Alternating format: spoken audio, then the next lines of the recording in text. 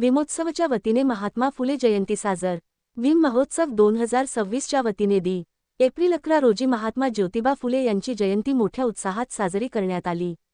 उदगीर ग्रामीणचे पोलीस निरीक्षक अशोक आनंतरे यांच्या हस्ते महात्मा फुले यांच्या प्रतिमेस पुष्पहार अर्पण करून अभिवादन करण्यात आले।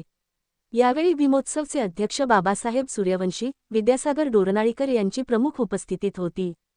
महात्मा ज्योतिबा फुले यांची जयंतीनिमित्त बाबासाहेब आंबेडकर पुतळ्याजवळ अभिवादन कार्यक्रम घेण्यात आला।